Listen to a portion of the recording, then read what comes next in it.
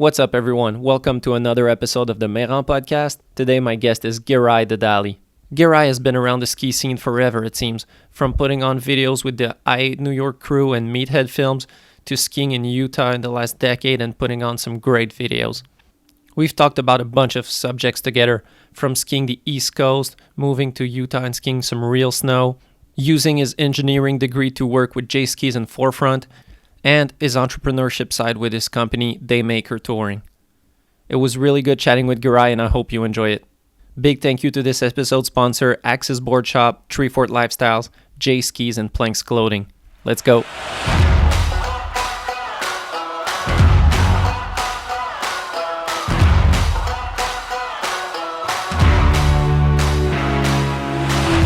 Mr. Giray Dadali. What's up? What's up? Thanks for having me on the show. Well, I'm glad to have you. How's it going? It's pretty good, man. Very busy, but great. In good health. Out skiing a bit before this and taking care of some business. What's your winter been like? Where are you at right now? I'm in Salt Lake City, Utah, and so far, snow-wise, for what I normally do, it's been pretty meager.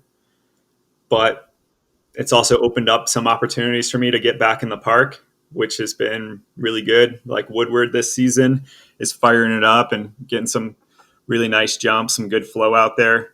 And for me, where I'm always pressured once it's snowing to be in the backcountry and shooting, it's great to take a step back and just ski some park and try to get dialed in before the winter really hits. Yeah, Woodward looks really dope right now in Park City. What's the deal with that? It seems like it's brand new. Like, did it open like a year ago, something like that, 2 years ago? Yeah, last season was their first winter that they were open. And they were open, I'm not sure if they were open for the summer before that, but they run this whole indoor action sports stuff, trampolines, parkour, whatever floats your boat. So is that like the nicest park right now in that region? I think so. They all have their good things. Like I think Brighton's really rad. They've just got like a good top to bottom flow where you take a chairlift all the way to the top of the mountain. You can cruise 2 little jumps and then hit tons of rails in a row. And the diversity that you get in the flow is, I think, like unsurpassed.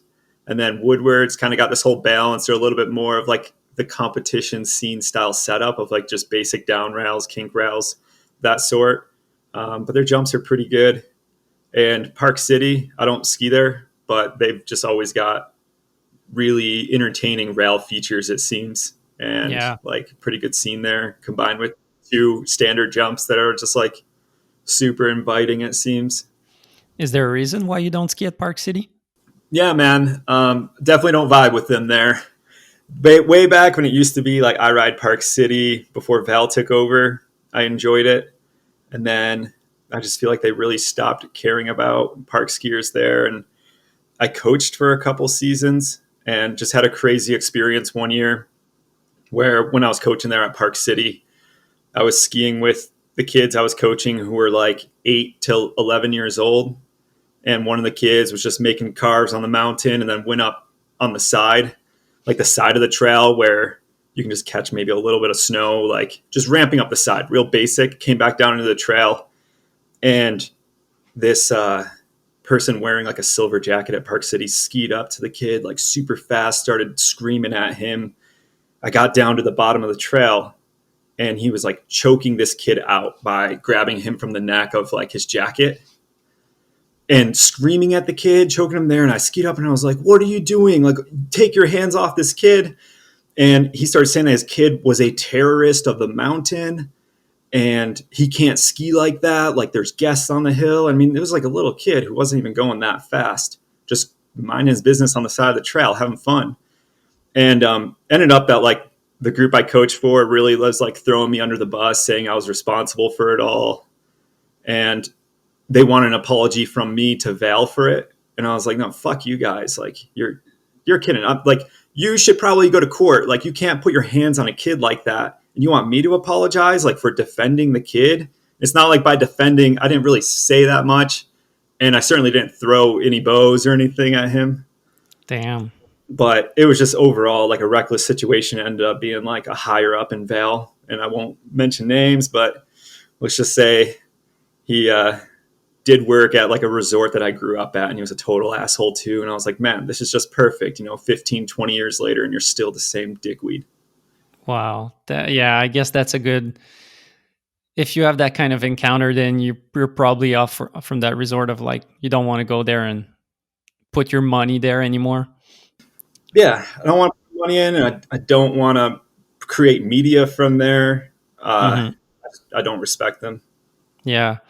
I noticed that, like, I never had those kind of encounters in Quebec, but I noticed that when I used to go to Breck, and we would like take a beginner's slope to go back to our condo, and every time there were these people watching us, and if we were going too fast, they would pull off our pass, and Yeah, we would like make fun of it and just go as fast as we could because we knew that eventually we were breaking off into the woods and going to our condo and they would never catch us. But yeah, I don't know what's the thinking behind that. Like, I guess, yeah, their thinking is it's for the safety of people who are less good to prevent accidents, but at the same time it's such bad like treatment of your customers. It's a weird thing.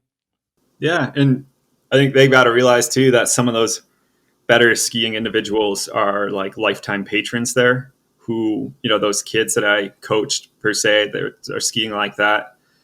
They've been skiing there since they were 4 and buying passes. Their parents moved there, invested in the economy. Those kids will probably have passes their whole life, whereas their family also will have passes. And meanwhile, if you're catering to a tourist who spent $800 on a trip there, or let's say they went full in and bought housing there or rented housing and they went like $2,000 in, that's just $2,000 once. That's it. It's not like pumping hundreds of thousands of dollars into an economy from buying product there, living there, purchasing a house there, buying passes for 30 years, paying for coaching, buying food. You got to think further. Yeah, exactly. If you're a tourist coming in for a trip, then you might not come back. You might just have gone once in your life. That's it. You talked about uh, having great parks where you ride at Copper and stuff like that.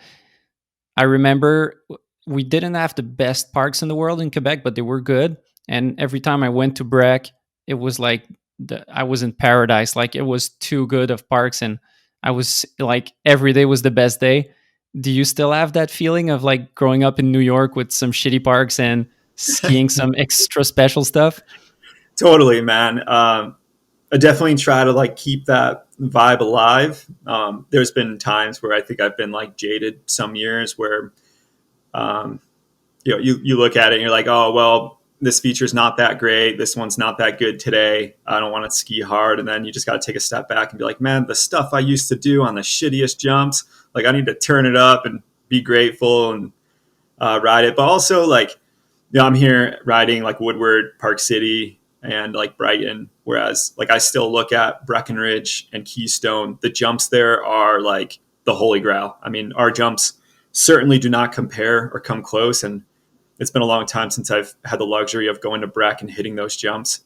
But I've never experienced something like that that's like so floaty, so like forgiving. Mm-hmm. It's incredible what they build there. Yeah. So I'd love to get a couple days riding jumps like that. Yeah, I remember going. I wasn't at that level, like I was the filmer, but I remember going with my brother, who was, just good, not special, but good. And he would never try tricks on jumps in Quebec because it was always kind of sketchy.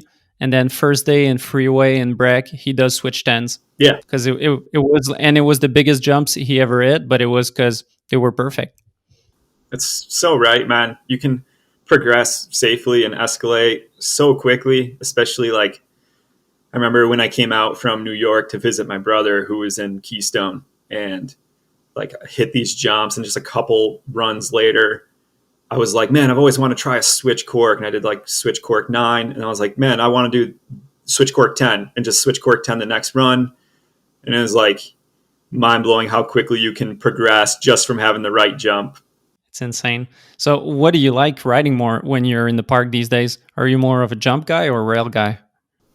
Try to balance it out, really. I love rails, and I really like to hike in session rails. And but having a good jump is just awesome. I just bounce back and forth, man. I wouldn't say I'm like one or the other. Try to just do all the disciplines and just love doing it. Because you've had a pretty big injury a couple of years ago. Tell me a bit about it, because I know it has something to do with your pelvis. But my question leading up to it is how are you scared of park skiing, and like how's park skiing for you now? But like, tell me a bit about that injury. I was at Big Bear, California for War of Rails, and they always build like really big features. It's also the springtime there, so things can go from like soft to ice real quick if they salt. And that's basically what had happened. There's like a big up rail gap landing, and not just like your standard up rail, but super macho up rail gap, and was hitting it during practice. Everything was good. And then when they started up the competition, they had salted it right before and really never said anything or gave us any test runs. So I dropped in, and as soon as I hit the salted area, my speed just went from like 0 to Mach 10 real quick. And so I boosted off the rail, was doing a cork 6 out of it, and just overshot the hell out of landing and slapped my side from pretty high up. So I broke my pelvis in half, like my sacrum, and then I broke my back a bit too. And so, yeah, after that, definitely taking a major step back with park skiing and park jumps. The whole idea of like hitting something huge and slamming hard on ice or even just hard pack is pretty unappealing to me at this point. And now it's time for a first sponsor break. Treefort Lifestyles is a company based out of Oregon. They've been involved in the ski industry since their inception in 2011, when they made their first pair of suspenders for skiing. They produce some of the nicest accessories you can find out there for your adventure activities, whether you're going skiing, hiking, or traveling. I've worn their suspenders all winter, and I have to say I love them. They're stylish and they're so comfortable you forget you have them on in the first place. Go check them out at treefortlifestyles.com and use code Mayrand at checkout to get 15% off your order. Support companies that support skiing. Support Treefort Lifestyles. Your rehab went well, I guess, because right now you're skiing, and I saw your 2020 edit and you were throwing dubs and everything. So I guess it all came back well. Yeah. Thankfully, a lot of hard work and time for sure, but came back. And I mean, I really couldn't ask for more in terms of my health from that, to be able to ski at this level. And it doesn't bother me really at all, besides like, I'd say sitting, kind of having like a misbalance of like walking and misbalance of hips. I think it takes a toll, but I feel like perfectly fine when I'm skiing and perfectly fine when I'm active. So I guess, just stay in motion. If you're working for a day sitting, then that's when it bugs you. Yeah. My back definitely gets like really tight and seizes up when I'm like sitting in a chair, just working away. So I think I could probably be a lot better about like my scheduling and making sure that I like take breaks to stretch. Usually I'm like a hyper focused person. So when I'm at work doing computer stuff, like I'm there and I'm like 100% in, and I like won't take breaks. I'll just like sit like intensely hunched over or leaning to the side or just sitting however I am in the zone. Well, it's crazy, and it's cool that you made it back into skis and back to jumping full time. So yeah, War of Rails was a pretty crazy competition. It's kind of a unique thing that there's nothing like it before, and there was nothing like it after, right? Yeah, for sure. There was, on like a small level, I would say there's that East Coast competition. Rails to Riches, I think, is like maybe the next biggest rail jam leading up to War of Rails. Yeah, but the setups were a lot smaller, right? Tiny. Yeah, really small, but in the sense of like a resort and sponsors actually pumping money into an event. Like, it had a pretty good cash purse. Yeah. And it was actually like the same cash purse as War of Rails was, except the features at War of Rails was like 10 times bigger. But no, there's never really been anything. It's basically like super park features that was just cranked into a competition. Yeah, I remember for Rails to Riches was such a big cash purse that everyone on the East Coast would go to that comp, and there was a limited number of registers or limited numbers of competitors that there could be. And I remember everyone would go on the website at like 1 minute before you could register because it would fill up in like a minute. Crazy high demand for that comp. And that's like, I think where I was initially introduced to the French Canadians coming down. Cause at that time, like definitely like JD Zicat and I don't know if Vinny ever made it down there, but like Phil Casabon has showed up. Quite a few other guys, maybe JF Wu. Yeah, Dom Laporte.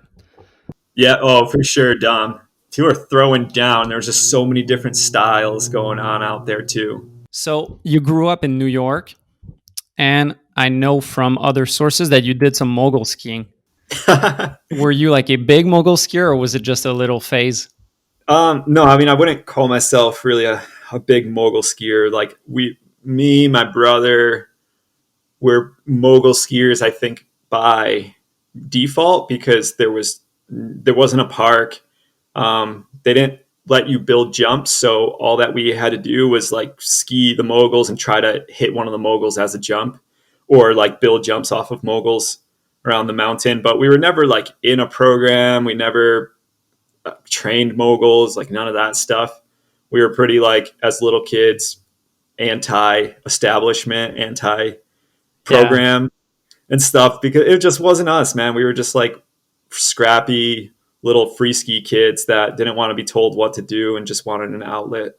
Yeah, I talked to Nick Martini on the podcast, and we were talking about how we were like the jackass generation of like kids growing up on Jackass and throwing garbage bins everywhere. And Yeah, no doubt. I had an oldest brother, and he was the jackass skier for sure. Like he would bomb the hill as fast as he could and run into like the racing fence. I remember him skiing in the lodge down the stairs, like this double set of stairs at Bristol, and like people were always pissed off at him, hounding him. And that was for sure like more of the jackass generation. I think like his age, where he's like 36 now and I'm 30. And for us, it was just trying to figure out this like in between of like not quite stunt men and stupid shit, but doing something cooler on skis. I don't know if it was the case for you because you said something about not being allowed to jump, but I remember Yeah. being young at my resort, there was actually signs saying like no jumping. Like if you would jump from anywhere, you'd get your pass pulled off. Did you have that also? Yeah, we did at Bristol. They were pretty strict on that stuff. Like if you were in the moguls, you could jump a mogul going straight, but around the mountain, you weren't allowed to jump anything across the hill. And you couldn't do any flips.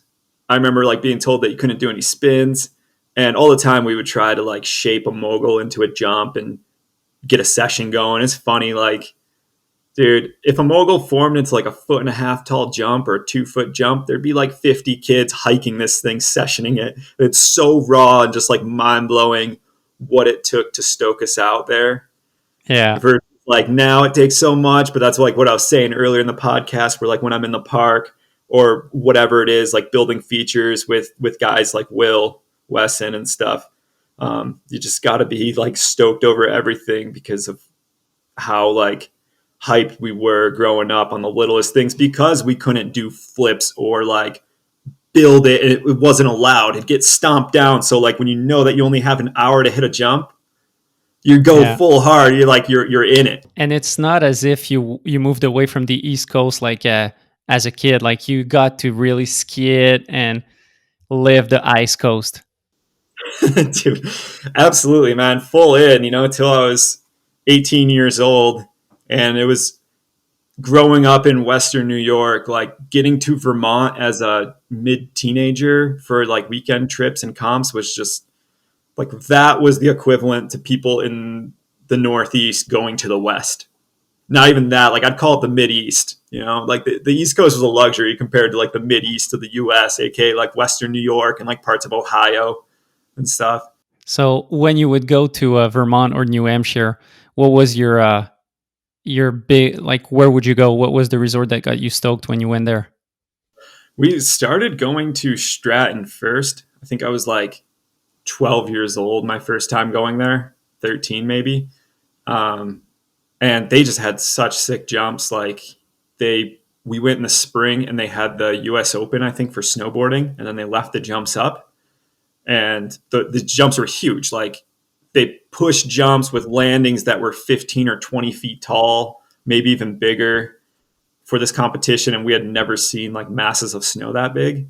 So it was like, it blew our minds seeing that stuff for the first time. And then kind of every year we try to go back to Stratton in the spring. And I remember from like an early age, like 11 or so, seeing Liam Downey ski there at Stratton in the spring, and like rode some laps with him. It was so cool. His old like Puffy Productions, and then making movies and buying our first like balance from Level 1. Was he kind of an idol at that point for you? Yeah, Liam was for sure like my first exposure, I think, to pro skiing. Aside from, there was a guy at our local hill in Bristol, Tim Russell, and he was definitely like the hometown hero, total renegade who had moved west. And he's probably like 8 years older than me, but we just... Yeah, Tim was in a few movies, right? In Level 1 and other stuff, or maybe Poor Boys. Yeah, I think he filmed a segment with Ahmet that was like mostly urban in Rage Films in like 2006 or 7. Yeah. And then after that, he was in Level 1. He did like I think it was the Gravity Games.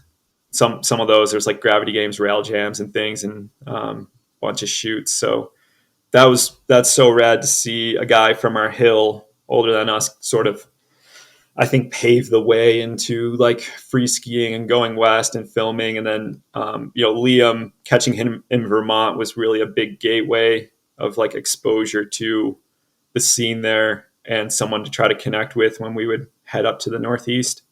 First time I noticed you, I think it was back in the Meathead days, like seeing I remember the shot, like, and I'd be bummed if you say it wasn't you, but in one of the Meathead trailers, you do kind of a urban jump over a big hill, and you do kind of a cork 7-tail over it.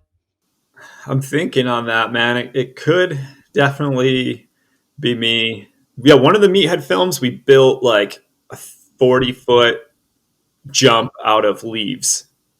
It was a giant leaf pile in like Rochester, New York. It was a big fat hip, and yeah, I definitely did like a cork 810 blunt on that thing and some other tricks. It was so nuts. Like the biggest jump that we could find in New York was actually the whole city's leaf piles. Wow. And now it's time for a second sponsor break. Planks is a British outerwear brand founded in the French Alps. Yeah, you can ski in the UK, but you probably wouldn't. But these guys are still passionate about skiing, and as someone from Quebec, I definitely relate to that. They don't just make high quality, good looking gear that's affordable. They care about the free ski culture too, running grassroots events and sporting skiers that are some of my favorites like Woodsy, Lupe Haggerty, and the Real Skiffy crew. Make sure to check them out at planksclothing.com. Support companies that support skiing. Support Planks Clothing.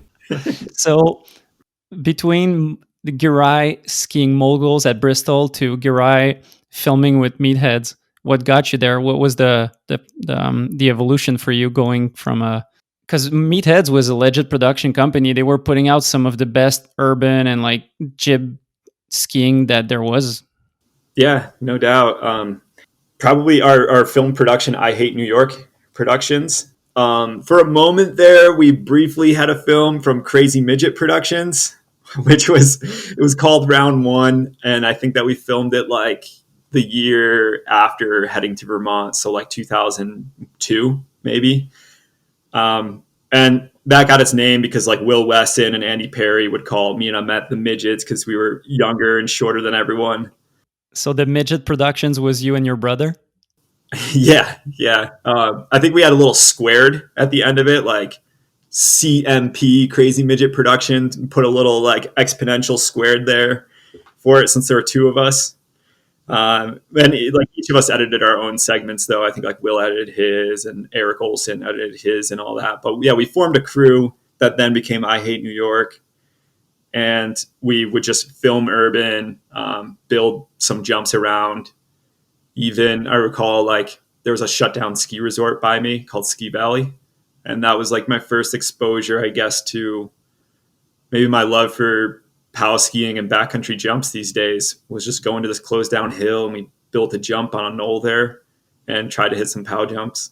I looked back at the Meathead films, and I didn't know you were in that many. Like, I thought you were in one or two, but you filmed with them for like what, 4 or 5 years? Yeah. How was it filming with a crew that went on to be legends of the sport, like between you and Will Wesson, LJ, Andy Perry, and many more, Shay Flynn, Nick Martini?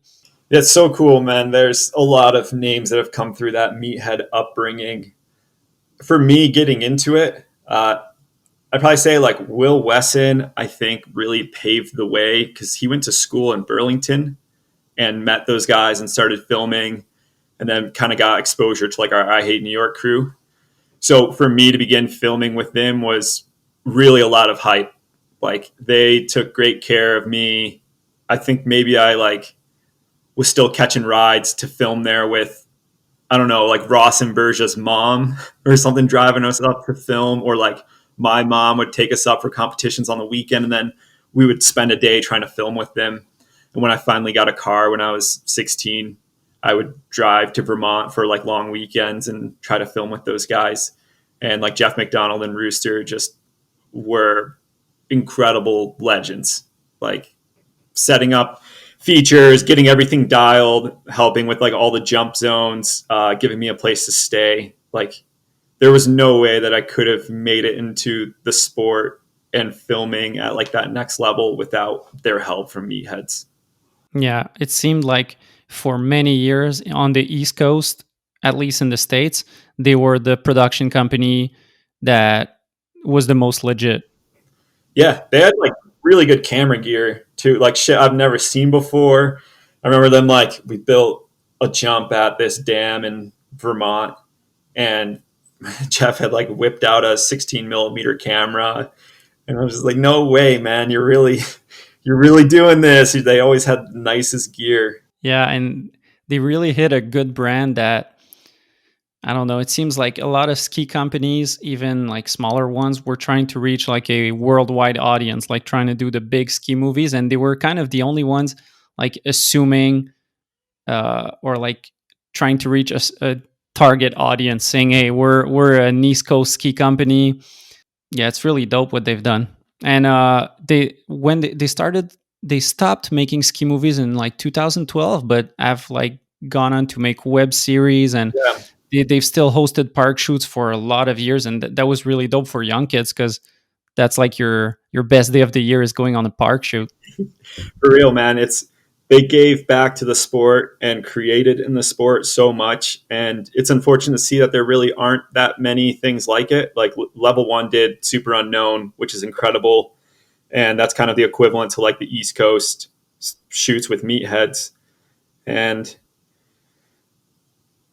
man, yeah, they've really done a ton. I was just kind of thinking through like all the movies that they made. Like even they brought me back from the West to shoot Wild Stallions. That was like one of their last films, I think, and that was like 2010 maybe. And I went and filmed with Dan Marion in northern Michigan. So that was cool doing some more, quote unquote backcountry skiing in the UP of Michigan.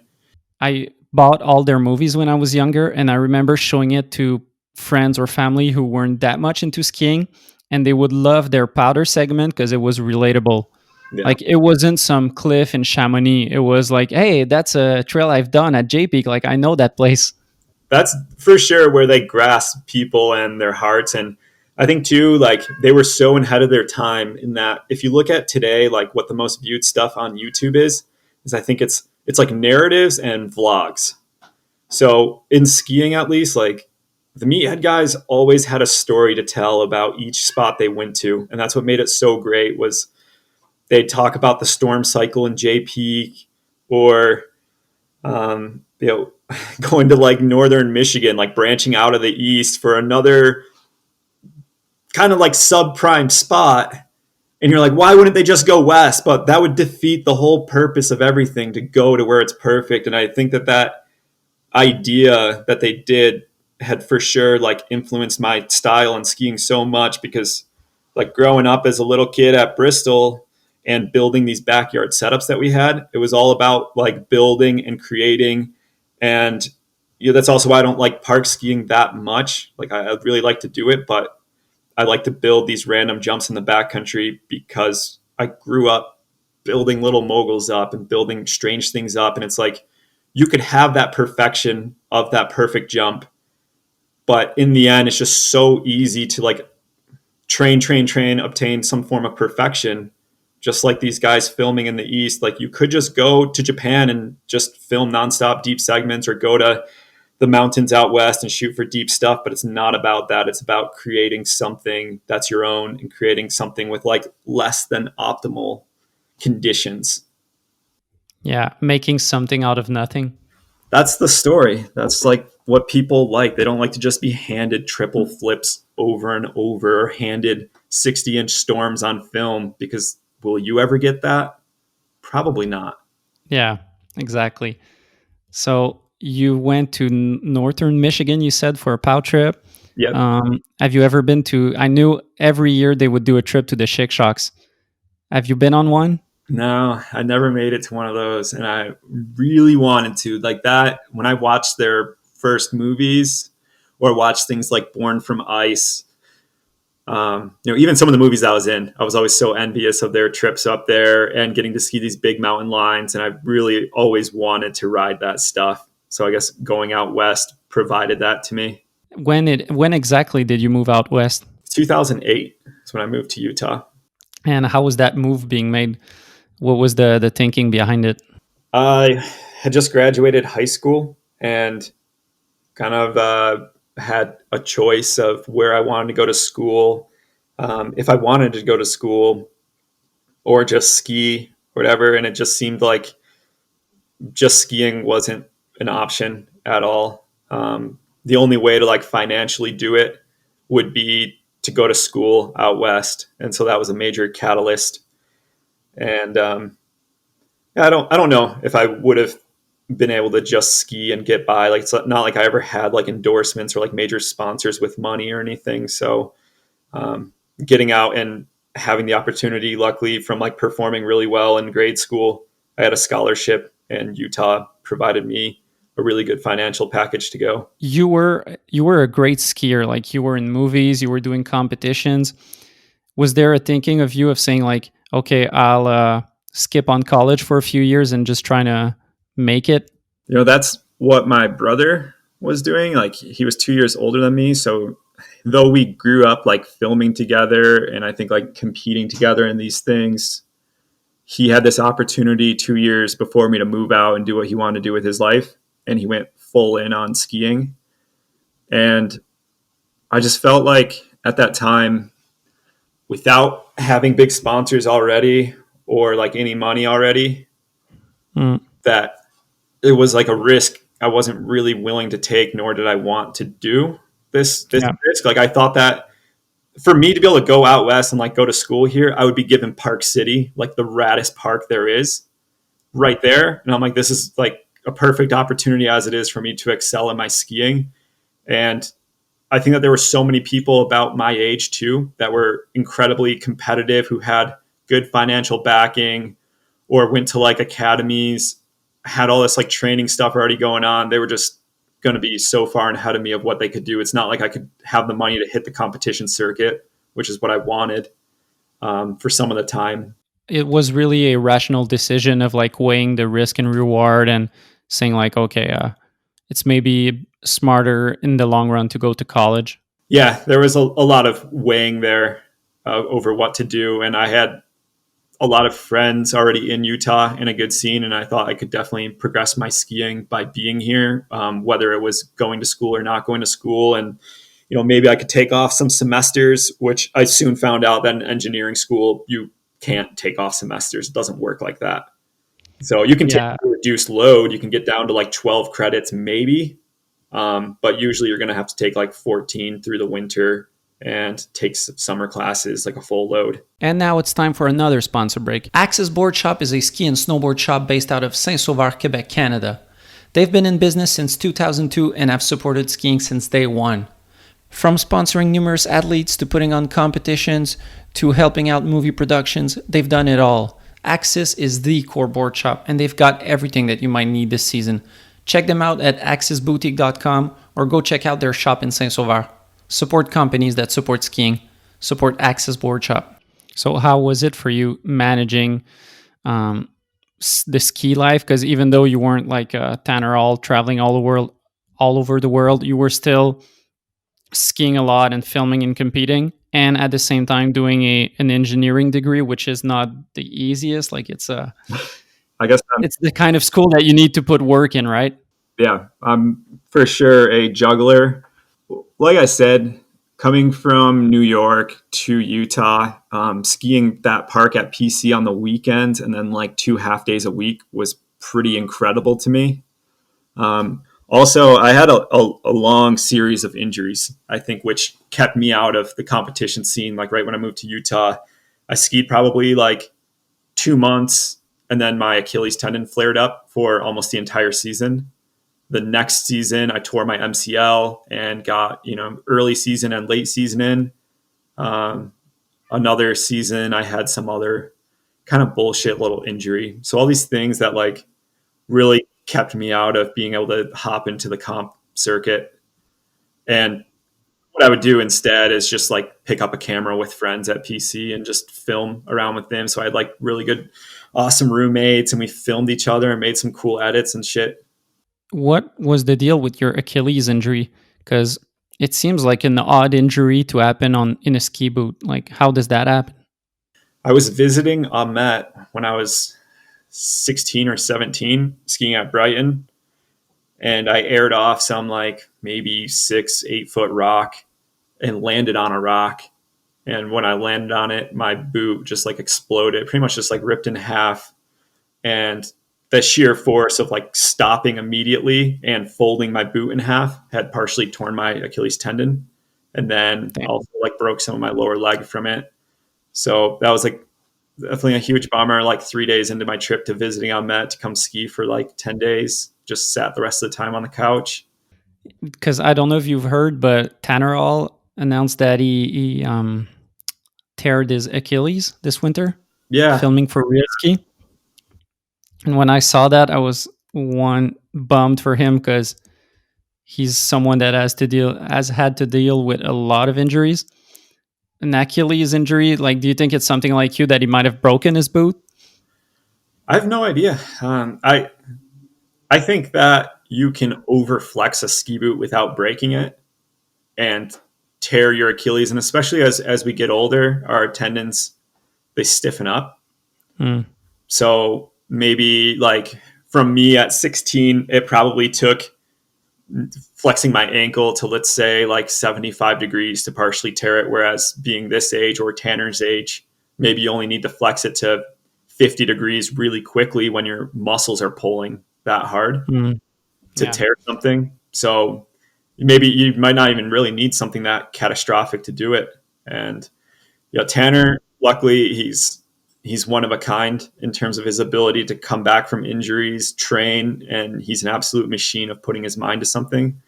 So I'm sure that with really good PT, he'll be back and he'll be hungry again.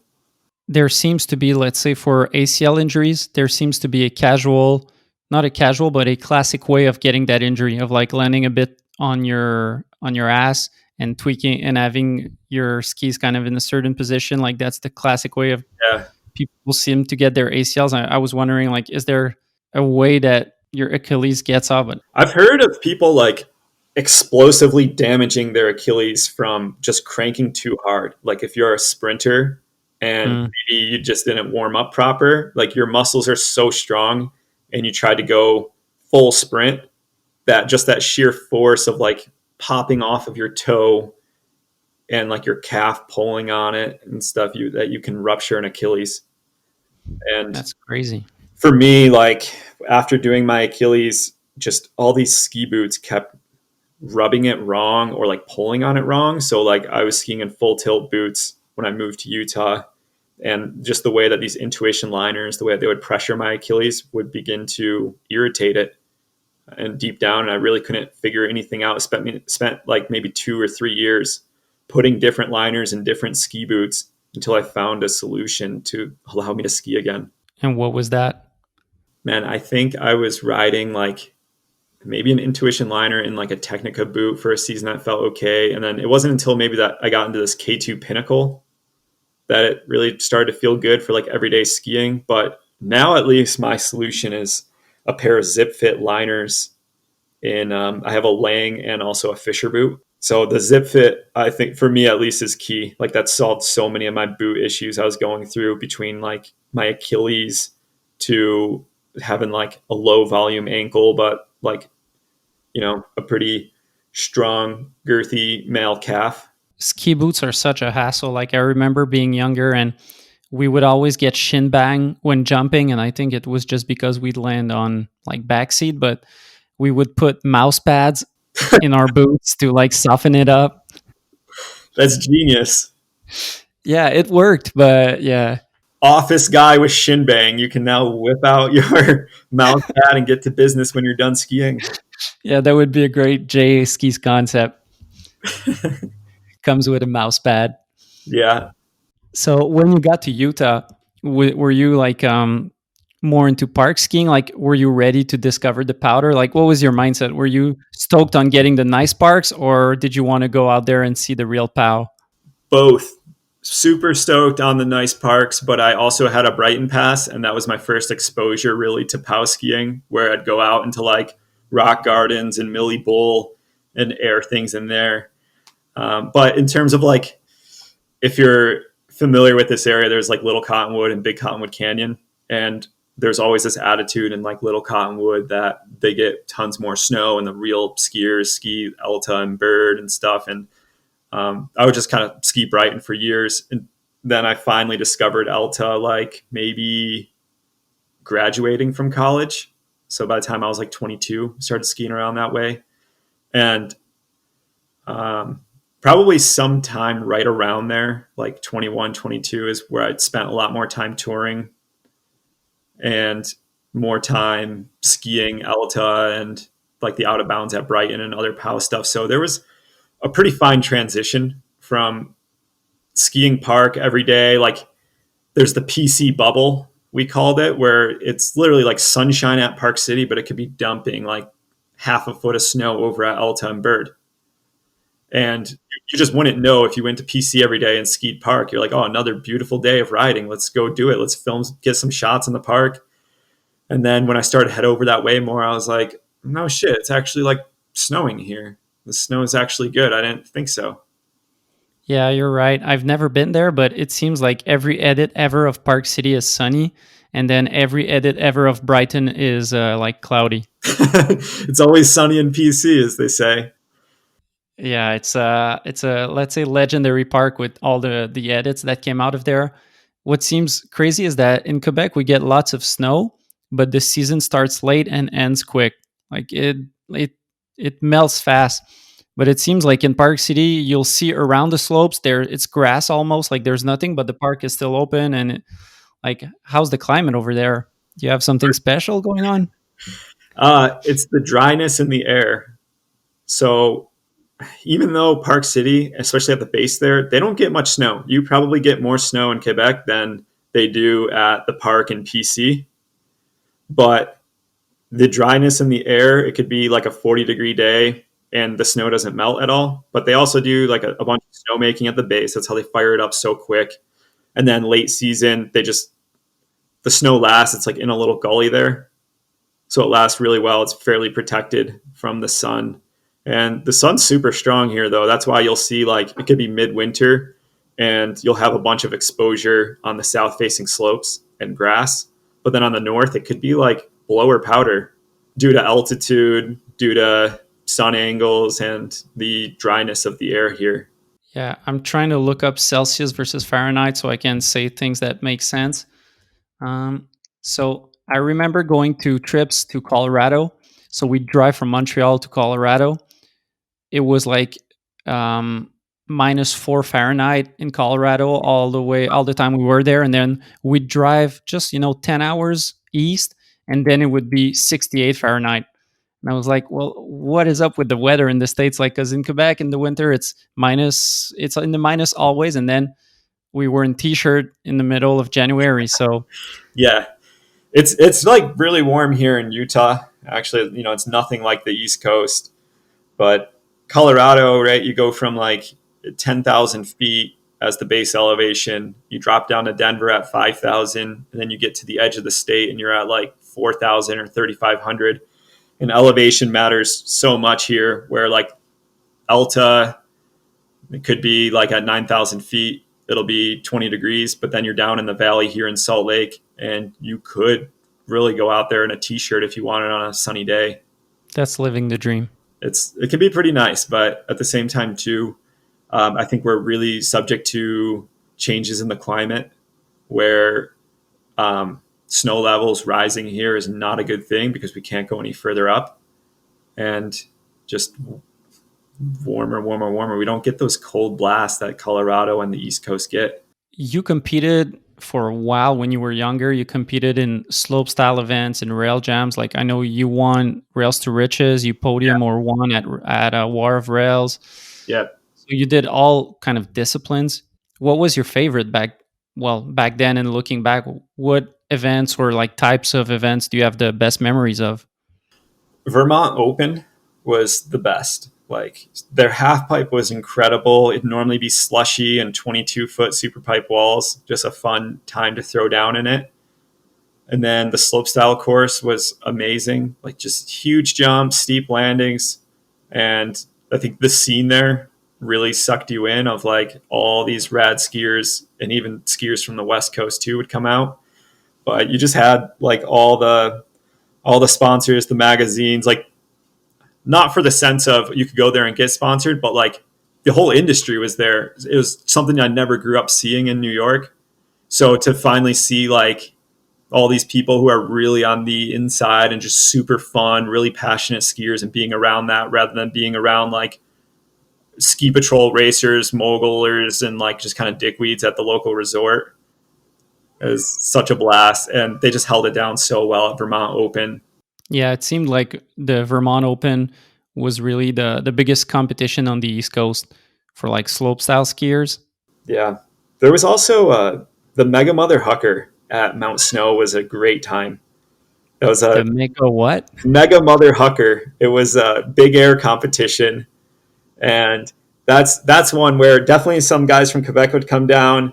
But like Liam Downey was always competing in that. You had Nick Martini, and then like all the academies came down to it. It was a great competition on maybe like a 55, 60-foot table. And when did you stop competing? When did you say, okay, enough is enough? Is it after your pelvis injury?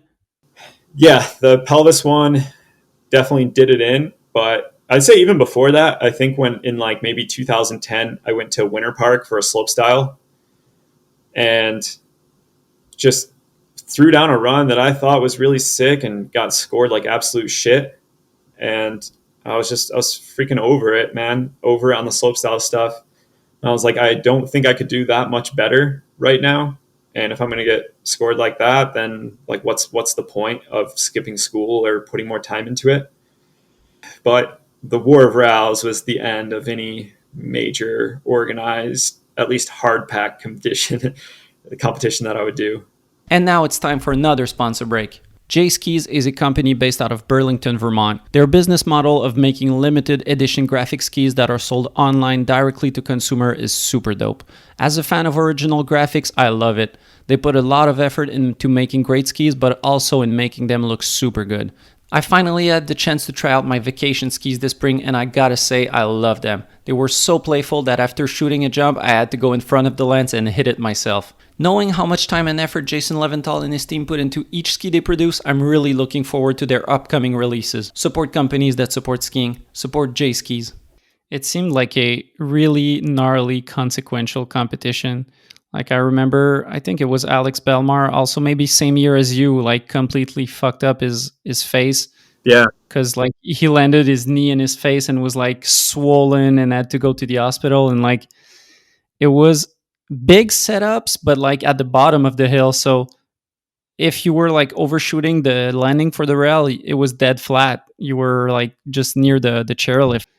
As urban got bigger and bigger, it seemed like it wasn't worth it at some point to jump off a 10-story building, but it seemed a bit like that equivalent for rail jams, like kind of being too big for the skiers.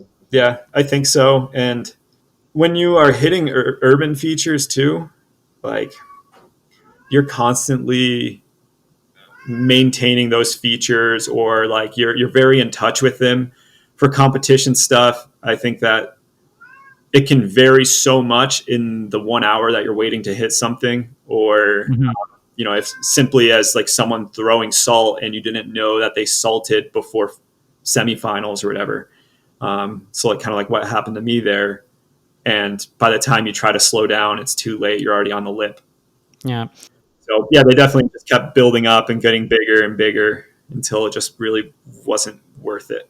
For your whole skiing career, up from getting your first sponsorship, I guess, until 2013, you were with Line Skis. Pretty much. At the very start, Dynastar had been in there actually. So maybe when I was like 9 years old or 10 years old, like a local rep from the ski hill got us some discounted skis from Dynastar.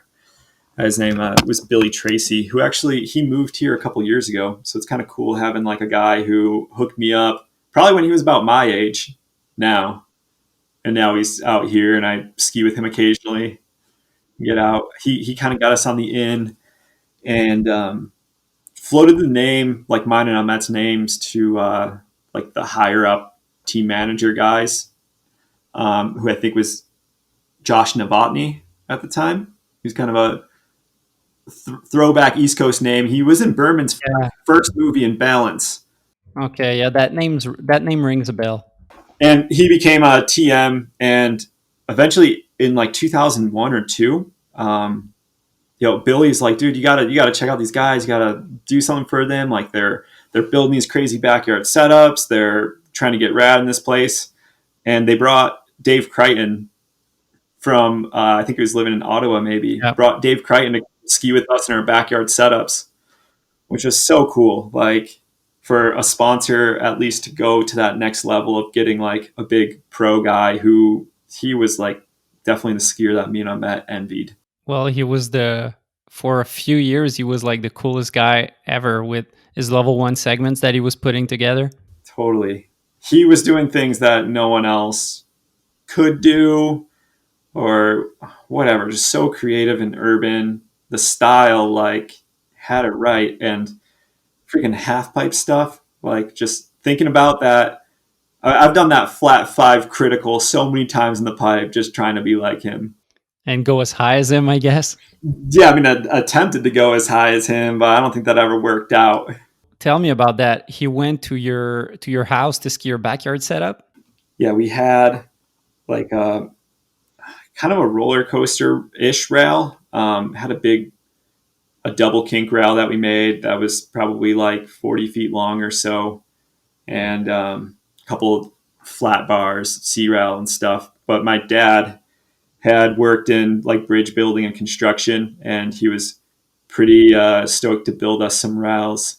I think, anything that you could do, like in terms of spending time with us, I think if it had something to do with building, he would be in. So he just always liked to build things, and building these rails for us skiing, I guess, would be the family bonding time. That's dope. So you would weld them and everything? Yeah, man. He bent them, welded them, helped us put it across the street. We grew up on a lot of land too, out in the countryside, and he had a bulldozer and tractor and kind of set things up right for us across the street. And so we had this whole setup. Dave came out to ski it. It was just so cool. It's like trying to think how to describe the time. Like 2002, 2003. He always had a bandana like tied around his legs. I think his fucking pant leg was torn. But like, dude, that was his style. Like, I think everyone knows that one. And was it for a sponsor event, for a video, or just like he came to chill? No, like the sponsor, Dynastar, had just gotten him out. He was maybe touring a couple different resorts, and along the way, We grew up really close to our home resort. So along the way, they had gotten him to stop and ski these rails with us. And we went and skied Bristol with him too. Really cool. I think he maybe stopped at like Holiday Valley and some other Western New York stuff along the way. That's so dope. Like, it reminds me of what Henrik, Phil, and Beepal did a couple of years ago, which was the Inspired Demo Tour. Absolutely. Where instead of like going, like, Henrik was still at the X Games, and I think Phil also maybe, but anyways, like, they were professional skiers, and instead of going to Breck for a month, they went to like the shittiest hills there was. But Henrik still came back, I'm pretty sure, to win like the X Games after skiing dirt. Yeah, that's the year he did his nose butter triple cork. But yeah, that stuff is so cool and so influential. And like, you know, Andy Perry and like Ross and Berja, Will, they do the Tell a Friend tour, and some of the other guys that I grew up with. Have you ever went on that? I haven't been on the Tell a Friend tour, no. Usually, like, I have not had the ability to travel in the winter for like that extended of a time for the most part. And now, like, with skiing powder and most of my filming, as well as like marketing for, let's say, like Daymaker Touring or Jay's POW skis, the midwinter taking off is really quite difficult to go ski in the Midwest and East Coast. Mm-hmm. You've opened the door there. I'm curious. That's a big chunk of what I was curious to talk to you about is right now, what are you splitting your time in between? Because you still ski a lot. You film some backcountry. Like I've said, you've released your 2020 edit and it's dope. You've skied some great stuff, but also you're working with J Skis, you're working with Forefront, you're working with Daymaker. What's the Giray schedule these days? The normal schedule right now in the winter time is, if it's not snowing, I will wake up and usually get on. I bought like a fitness bike recently. So I'll normally hop on that and be on my phone answering emails for Daymaker Touring, usually, my binding company. And then I'll be answering emails too for like Jay or Forefront or something, just connecting with them if I need to. Go through the Instagram stuff with messages and DMs, whatever from there. And that day, maybe like 2 days a week, I'll try to, with it not snowing at least, I'll try to head up to Woodward or Brighton for a few hours to go get some laps.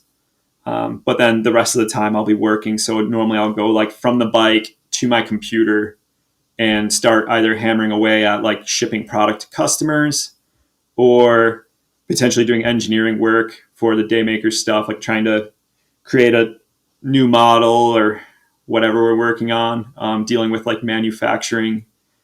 And then I'll hop into usually like a meeting with Jay. Right now I'm working on a project with him in the engineering side of things.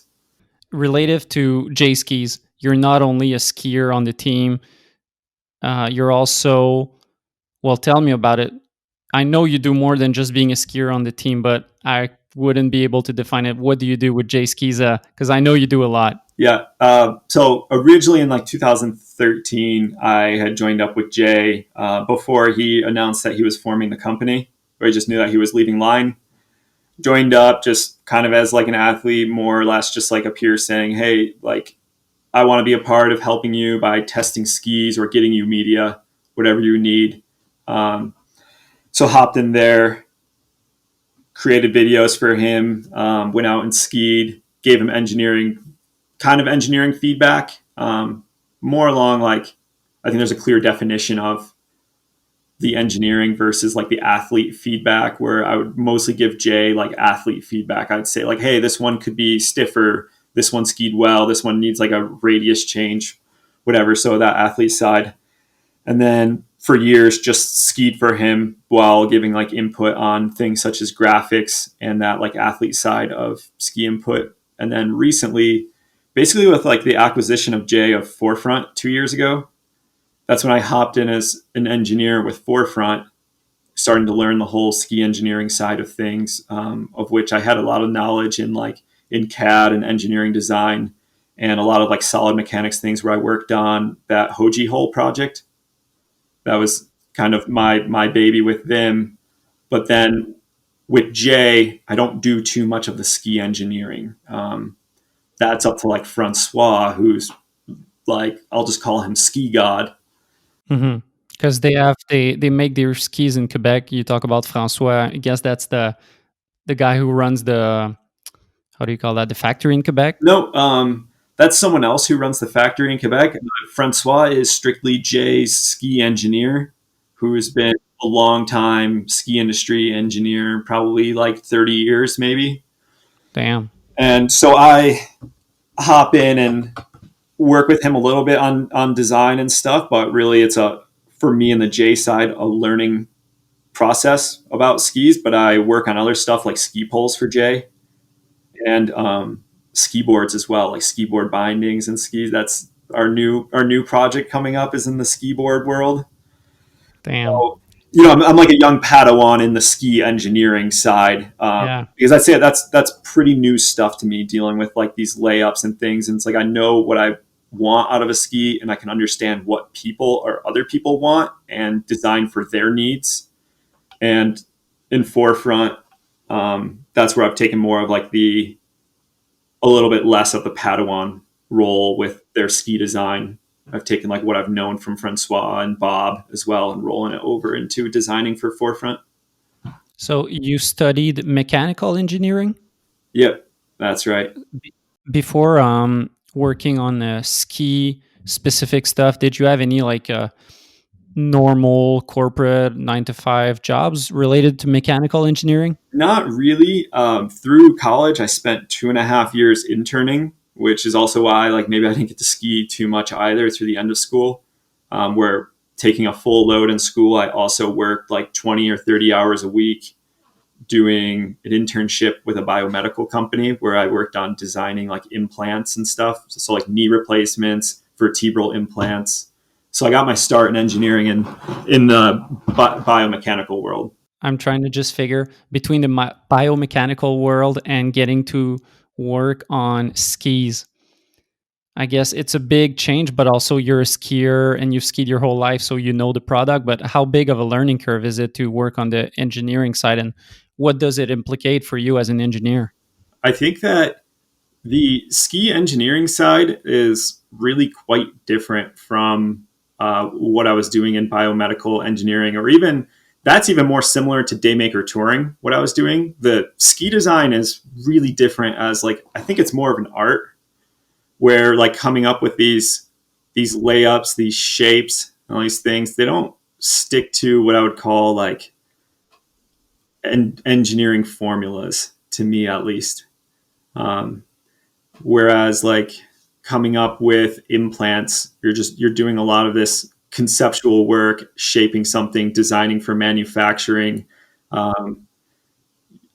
You're solving a problem that has like a definite, there's a definite problem and there is some sort of definite solution. And in ski engineering, the problem is many different things because everyone skis different.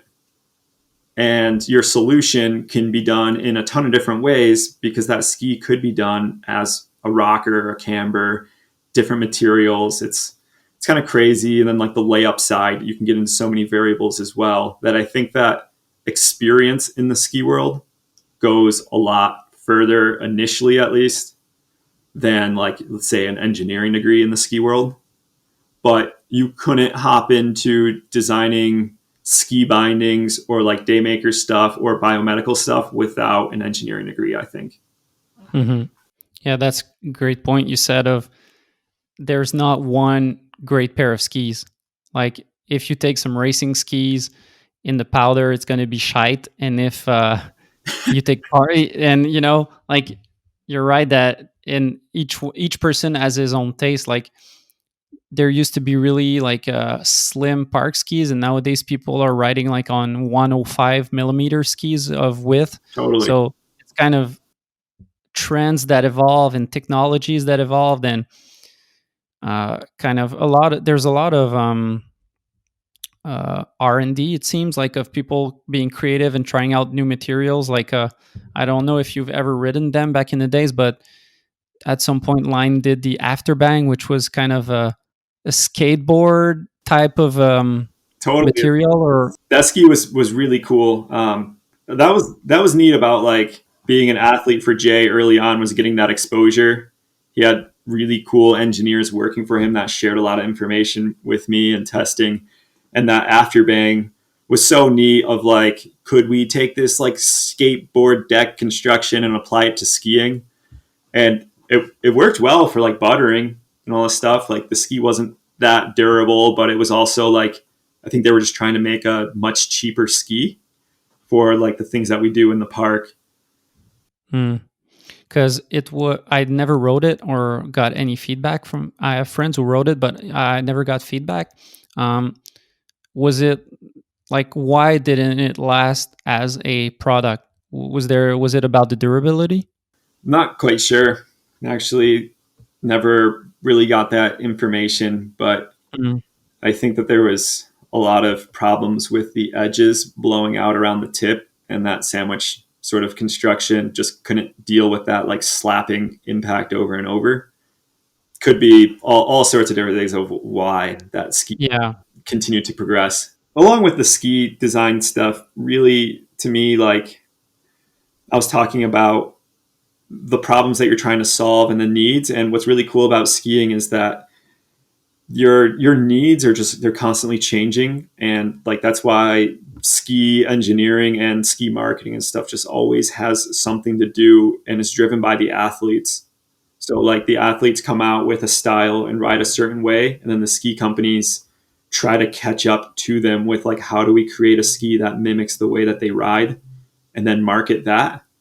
So I feel like that's like a major push, at least in our side of the sport and industry, is this imitation game driving progression of ski design.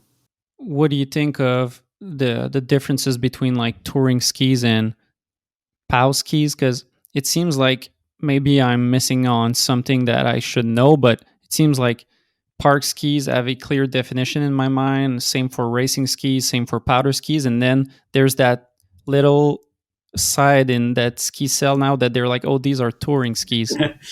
Usually it's weight. A touring ski is just constructed lighter than your standard powder ski. And a good example, like coming from J skis, is the Slacker versus the Friend. And if you were to look at the core construction of these two skis, you have a Friend that has a lot more maple throughout the ski, and thus like it has a lot more vibrational damping to it. And you look at a Slacker where it's a lighter weight construction and it only has maple runners going up the side, but then the rest of the ski is constructed out of a lighter weight wood. And so it has a nice snap to it. But if you were maybe like skiing golf bally stuff or less than ideal conditions, you'll get some like more chatter and bounce, but you'll feel a lot more vibrations coming up through the ski. So I would say like in a powder ski, imagine trying to ski like a skied out big mountain competition versus going and making nice hippie pow turns. Mm-hmm. You can never take a touring ski and excel at a big mountain competition. Like you're going over chatter and bumpy shit in crazy conditions, going like 40 to 60 miles an hour. Yeah. And then likewise, you take a powder ski into the backcountry, and if you're to throw like a touring binding on that powder ski, sometimes like there's just not enough power transfer in that touring binding to be able to like really enjoy that powder ski. Damn, you're bumming me out because I just put touring bindings on some Predators. I mean, that's probably like still a great ski. I'm talking like more robust charging skis. So for Forefront and Jay, you work on the behind the scenes, getting the product to life, but you also do some testing, right? So you act as you create it, and then also you kind of you're the baker, but then also you taste your own food. That's a great way to put it, man. I really like that. But yeah, with Forefront, that's been pretty exciting. I've been working on a new all mountain freestyle ski for them that I'm really excited about. It'll be called the Switch, and it's like a revised Vandal. Yeah, because I heard they were revamping their park ski. Is that it? Yep. Yeah, totally. So something that had more energy, less chatter, something that could actually excel in the park rather than just ski the park. Okay, like that Vandal did good riding around the mountain and being like an all mountain freestyle ski, but you really couldn't excel in the park on it. So I wanted to create something that was just better skiing there. And I've already gotten to taste the sweet nectar of the creation, and it's Nice. a pretty good formula out there. And I think the guys on the team will be really happy. You need to educate me on something. Maybe I'm missing on some English terminology, but what does cheddar means? Oh, chatter. Chatter. What is chatter? Chatter is like maybe your skis like bouncing kind of back and forth into each other. Like wobbling? A wobbling, yep, or like the tip, when the tip is just bouncing up and down, and Yeah. let's say like you're going down the mountain and you're on edge, and your tip is bouncing up and down. That Mhm. creates this like vibration that your body's constantly fighting to try to dampen, because that vibration is going to like break your edge hold. Or one thing I've noticed too is like on jumps, if you have a like on park jumps, if you have a dramatic early rise tip that's really soft, when you load up your ski and then you pop off of that jump, your tip is like deflecting the other way and stealing a bunch of your energy. Mm. So even that I'd consider in this like chatter area and trying to balance out. There's so much science that goes into it. It's crazy. Like, does that have to do with the flex of the ski, or it's different thing? Yeah, it has to do with the flex and the internal properties of the ski too, like the wood you use and how it dissipates vibrations throughout it. And it's not just isolated to that material, it's also isolated to the layup, like what else you use, what type of fiberglass, the resin type. There's so many factors that deal with this. It's pretty crazy, man. It's like, it really is like baking a cake. Yeah, I was talking to Jason Leventhal, and that's the exact comparison he made with a cake. Like he was saying, I don't know, maybe I'm paraphrasing, but like someone baking a cake, there's no like exact recipe. You figure it out as you bake cakes, and then you maybe add some sugar and add some other stuff. But it's a thing of figuring it out. And I think that's a lesson he had from all of his years making skis, is that it's just a big learning curve of always like adding up to your recipe. Yeah. And that's cool too, in the sense that like once you keep building your recipe, it creates diversification or diversity from other brands too, because I think it's pretty rare that a company like really starts from scratch, where they say like, all right, we're just going to start building a completely different cake. They usually just keep building on top of it and adding more like ingredients or changing some of the ingredients, but the same recipe.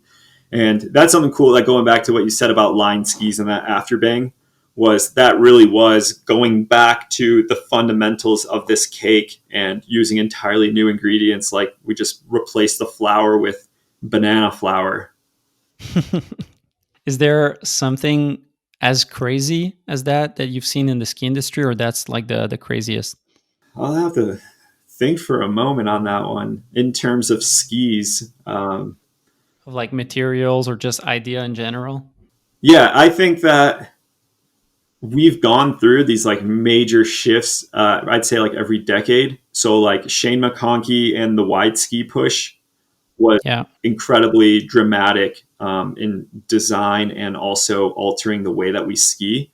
It was like powder turns from hop turns just transformed into a surfy feel. Yeah. And look what that's led to. Like, look at the shit that we do with jumps and landing switch and sliding on jumps and buttering and powder. Like, none of these things you could have ever imagined. Yeah, I remember seeing movies when I was younger, the early Poor Boys and Level Ones, and it seemed like such a hassle to land switch in the power. Like people would be on their face, like with their hands trying to survive. Yeah. And nowadays it's like nothing really. Uh-huh. And that's a tough one too. Like the ingredients that go into making a ski that land switch well in powder, oftentimes you're giving up a lot of your forward skiing ability to accomplish that. And I think the problem coming from the athlete side is that the ski that I want to be able to be like more balanced and land switch better. For the general public, just isn't going to ski quite as well because, when are they going to really land switch in POW? The ski testers that go out for Skiing Magazine, dude, most of the time they're not even skiing that 120 millimeter waist in powder. They're not doing that stuff. A lot of times they're like, hey, ski carve's great. It's on groomers and we went into the chop and it was great. I'm like, that's not the way you test the ski, man. Come on. When you ride a powder ski, where do you mount it? Do you mount it center or a bit back? No, yeah. When I first started skiing powder, I would mount probably like 2 back from centered, something like that. And then I discovered that all I was doing was just burning my thighs all day and having to lean back. So normally now I'll mount about 5 or so centimeters back if I were to measure like tip to tail what the center would be. And something you really need to take into consideration when you're mounting a ski is how much early rise you have. So a lot of skis, like let's say Jay's friend, on the tail, the camber comes pretty late in the tail, like almost till the end. So there's not really much early rise in the tail. But in the tip, that ski separates from the other ski. If you're to hold them like base to base, it might separate like 18 inches from the tip. So if you mount your ski at like 5 back, I essentially have as much edge in the rear as I do in the front of my ski. So like I'm essentially mounting the ski center to the amount of edge contact I have. And you don't see any difference when you land switch in the POW? There is a bit of a difference. If I mount at 5 back, like the amount of tail that you have to flex is less and it could dive easier, especially with like a cambered ski. So you do have to lean forward a bit and it's a fine balance. Like certainly mounting it centered would make me land switch easier, but I just would be giving up so much. It's a whole compromise situation. Yeah. And then you also talk to people like Thane ski is really cool. The in Thane with forefront, where the ski barely rises, I think in the tail, it's like pretty low. And that's something to note in powder is like, you don't really need a twin tip. You just need your tail to rise over time. So it could just be like a super long drawn, like early rise without even a tail really. And that's something that we've done on like the redesign of the Friend 2 years ago was we lowered the twin tip of the tail to get like more engagement of the edge and just lowering that tail in general to like lengthen the ski without actually lengthening the ski. It's so interesting how deep you can get into those stuff. And a lot of skiers, I think, are not really aware of how complex it is to put that product to life. No, not too many. And, maybe some of the guys like Thane who have pressed skis for forefront and been involved in the engineering side a ton. So he really understands what he's making there. But aside from that, my experience with a lot of skiers on the high end level is a lot of them don't even know what a BSL is. Yeah, well, I asked you the same question the other day. You were asking me and I was like, what is that?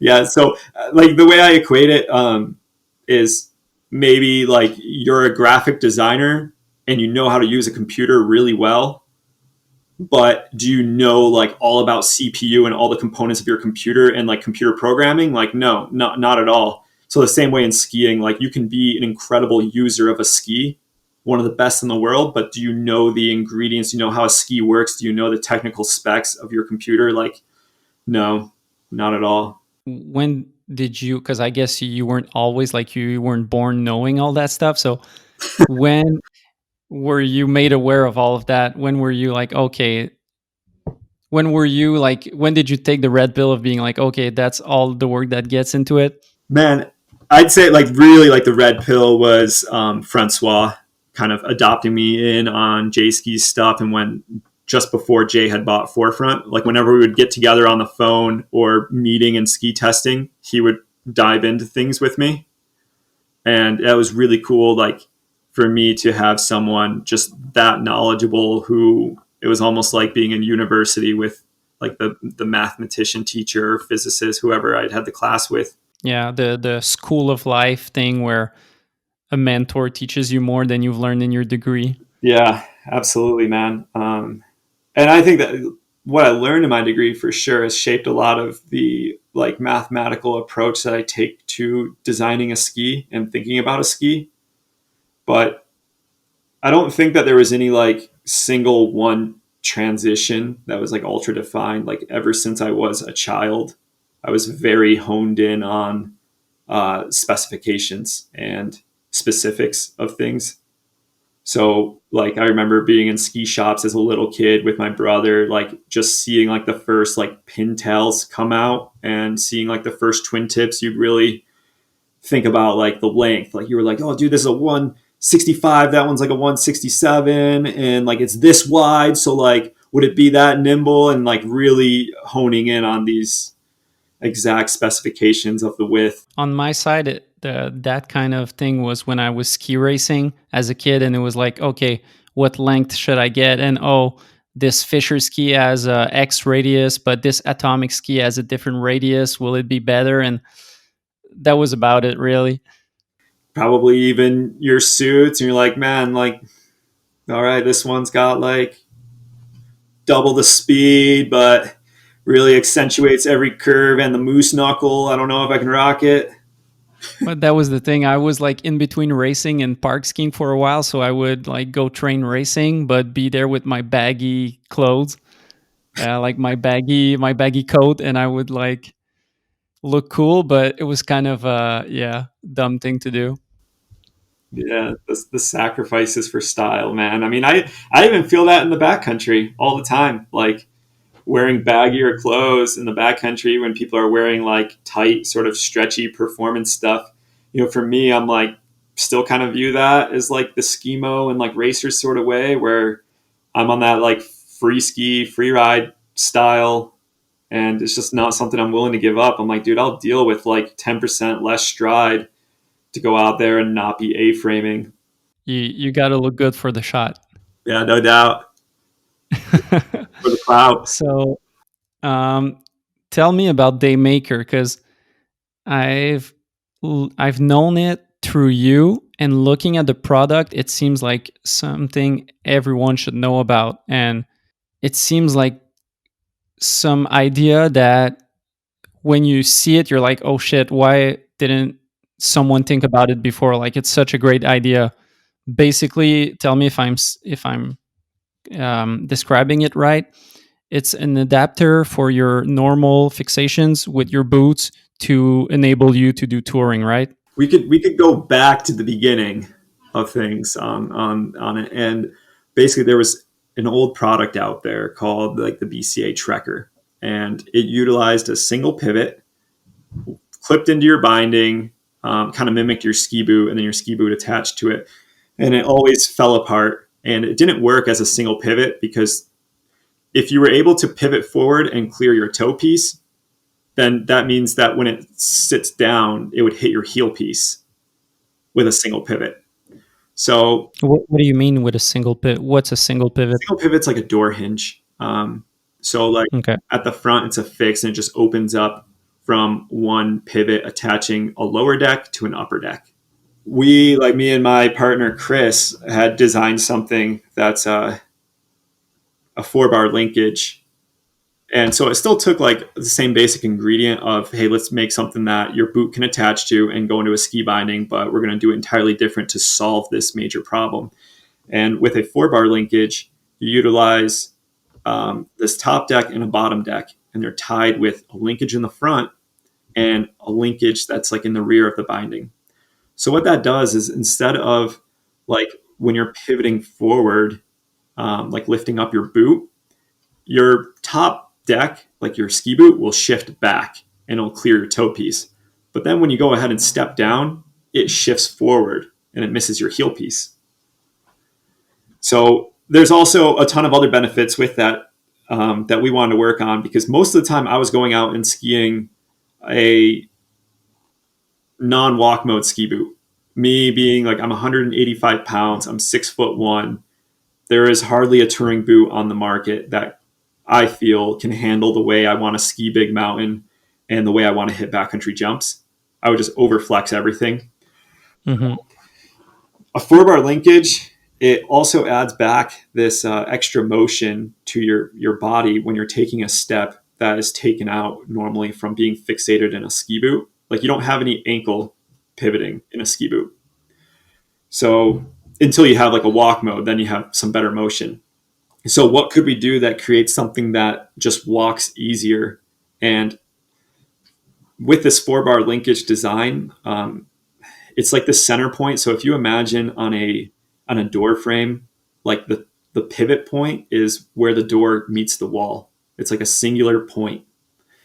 But on a 4-bar linkage, there is no singular point. It's called a virtual center, and it shifts like forward and back. So when you take a step, the spot that is rotating is constantly moving, and it moves like as you lift your foot up higher, that virtual center shifts back towards the ball of your feet. It's hard to imagine. It's super. You're like the Neil deGrasse Tyson of skiing. Dude. Oh man, that is such a compliment. Like just tall and handsome. Well, you're blowing my mind. Like I've had to Google 4-bar linkage. So Wikipedia says a 4-bar linkage is the simplest movable close change linkage. I don't know, like it doesn't tell me more, but it consists of 4 bodies called bars or links connected in a loop by 4 joints. Generally, the joints are configured so the links move in parallel planes, and the assembly is called a planar 4-bar linkage. Yeah. So ours wouldn't be a planar 4-bar linkage because our top deck, that will, the angle of that in relation to the ground will change anywhere from 0 degrees up to about like 80 degrees. Whereas the spot that clicks into your binding, like the bottom, which would be called a ground, that plate down there always stays at 0 degrees if your ski is your reference. Touring is a big thing right now. Well, in Quebec at least, and it seems to be all over North America. It seems to be a big thing. And one thing that personally prevents me from getting into it is that it costs so much money. Like, as you said, getting a specific pair of boots for touring is what, like $800? Yeah. Then you have to buy your bindings for touring, and it seems like it's the best offer that you can give is Daymaker, with like saying, hey, you can save up over $1,000 and it'll do the job as much or better, it seems. Yeah. If you don't have a walk mode boot, it's pretty much the only way that you can get out touring at this point. So there were like frame bindings had come out for a while, and that was like the old like Marker Duke and stuff. But going back to that single pivot point, you actually had to work so hard to initiate your next step on a steeper slope with those because your pivot point was in front of your toe. So like going back to a 4-bar linkage, it shifted that pivot point while you take a step. So all you need to do is essentially just like pressure the front of your foot, and the binding will rotate forward and allow you to take a step. So it made walking a lot easier in the backcountry up steep slopes, and especially for people who don't have $800 or $500 walk mode boots. And you could go out and use your normal downhill ski bindings that you know and trust. And, you know, in Quebec, like most of your days, you're just going to ride the resort, but there are some good powder days out there and you get some snow. It's just not worth it to go get a dedicated setup, especially if your budget is not $1,500 or more. How complicated was it to bring that product to life? Like, I know from talking to you just before the podcast that you have a 3D printing machine. Yeah. If I would have guessed, I would have thought you made it like in China or something like that. Well, certain parts are made in China. We make a couple parts on the 3D printer here, but in terms of like how difficult it was to start it, Chris Trunick, my partner, he had come up with like the initial design shaped out of wood, and he went touring on it like that. And then we had some metal bent at a local facility to try and get like a metal version and stuff, and then progressed it from there and met with. So that was like the initial prototype? Yeah. All that initial prototyping was kind of done here. And then what had happened was we went to a lot of local manufacturing facilities trying to work with them, and our units just weren't big enough. And also no one had any interest. Like they just wouldn't return calls, emails. They didn't, if we did like meet with them, they'd be like, well, I want like half of your company or a portion of the company, and it would cost you this much, which was like $250 or something a unit. Mm-hmm. And And a lot of they're made out of plastic, right? It's made mostly out of metal, and a little bit's made out of plastic. Okay. Because I was about to say, yeah, if you produce the plastic, then you need a mold for the plastic, and then Yeah, just creating a mold is a lot of money or upright investment to make it happen. yeah. Um, but then we ended up going to China to find, manufacture, and do this. So You went there? yeah, How was that trip like? actually a lot of times, like maybe 6 times. Damn. And I love it, man. Every time is so cool. The food is incredible. The people are really nice, and like I haven't really gotten to do too much in China because it's balls to the wall there with me and Chris when we go. There's always like some sort of production issue that you're figuring out. Like our first time or second time in China for production, we were literally like assembling things with them on the line just to get it done faster. And every time we go, we're definitely on the line, like helping assemble and checking quality and doing all these things for long 12-hour days. It's crazy. But that's just what you got to do to make sure that things are done right, at least until they do like multiple productions and understand everything. And so we've been like very hands-on from the start, and it's really not as easy as like just, hey, make this. Mm-hmm. We all wish that we could just like snap our fingers and show up perfect and done, but that's not it. It's like having a baby. You know, you can crank one out, but then if you're not around for raising the baby, how's it going to turn out? I guess where you make them is they don't make only Daymakers, right? So they probably make a bunch of products. How does it work to like get them the specific thing you need and the specific like details? How does that work? So I would go ahead and create these technical spec drawings along with the 3D models as well and send them off to them. And then from there, they create tooling to do like the metal bending. And aside from that, like if there's any CNC work, they'll have to program that into the metal and get all the proper cuts. But we did have to create molding as well for like our plastic components. And Chris is really the whiz at molding design. So he created all these like really the complex shapes for like our linkages to be sent off. And so like a company will create the molding, and then another company will actually do the plastic injection. And then another company does like the assembly as well as the metal parts too. So it's all coming from a lot of different sources. And the company that we use, like they make other products, but they don't make products that are involved in any of the outdoor industries. So I think that's a big difference too, is like a lot of bindings are made in the same factory, and a lot of ski boots are the same factory. And for what we did, it was completely outside of these. Like what other options did you have? Because as you're saying, your factory that you're dealing with is not involved with the skiing or outdoor industry.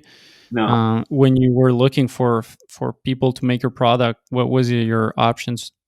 I guess we were looking for a metal fabrication facility, or like maybe initially searching like metal bending, CNC, that sort of specialist.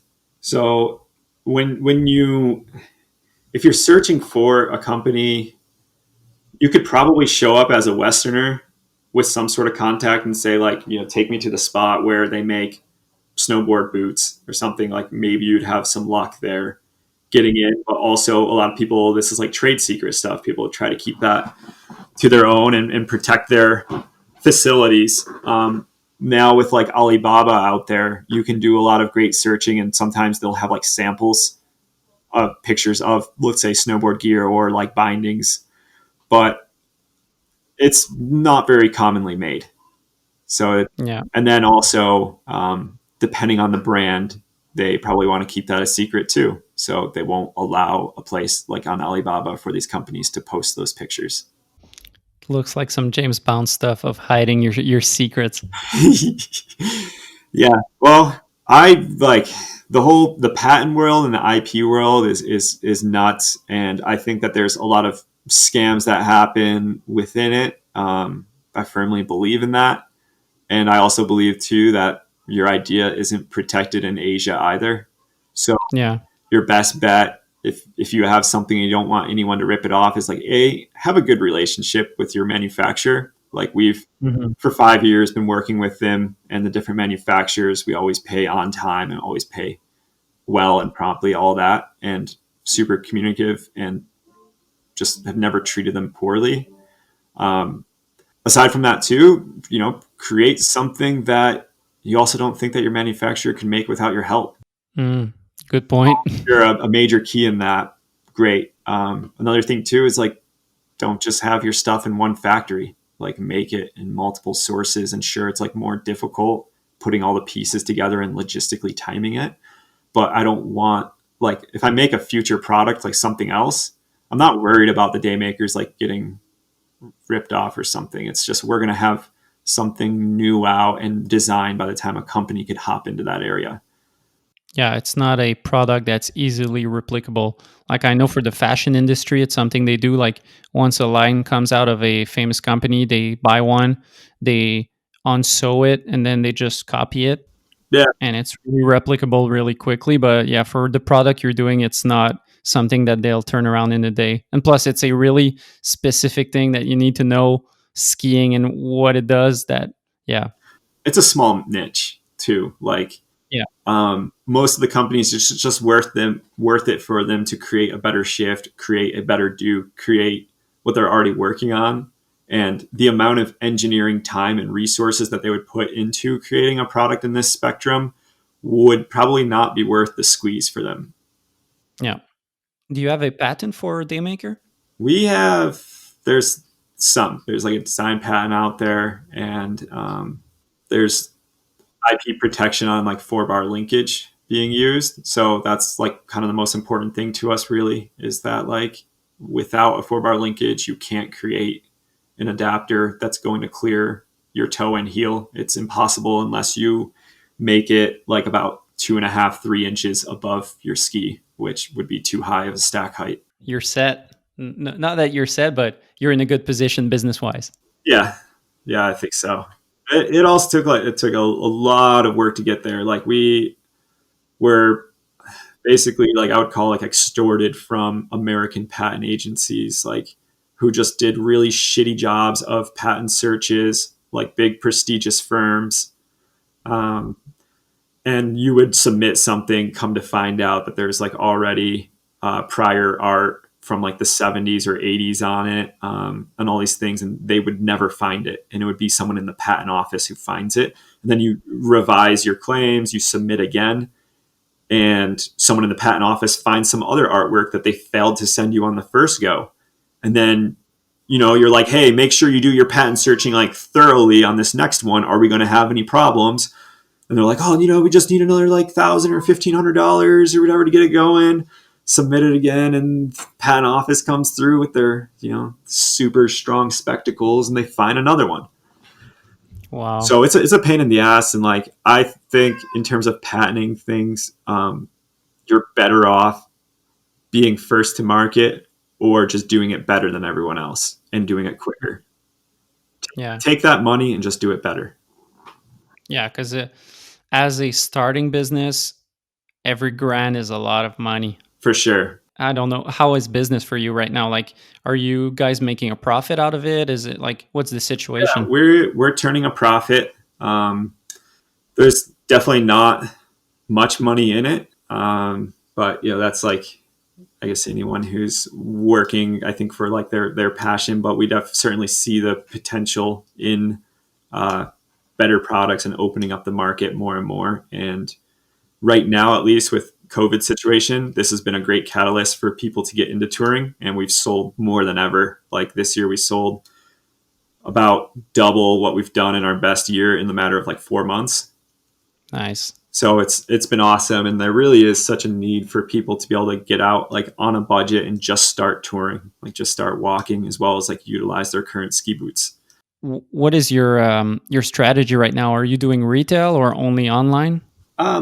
We are doing mostly online direct within the US, just like online direct. And we've, over the past couple of years, formed a good partner in Europe under Clint Skis. He's in Norway and just acts as a European distributor. people can buy our bindings in Europe from them. We ship worldwide, but sometimes like we're out of stock and someone can get them sooner from purchasing them within Europe, or maybe like less customs. And then domestically, we started getting into ski shops, but only like brick and mortar. And so this way, like I firmly believe in keeping us the only place online in the US that you can purchase our binding from. And I'll never work with like a backcountry or an Evo or any of those things. Why? Because it burns your margin?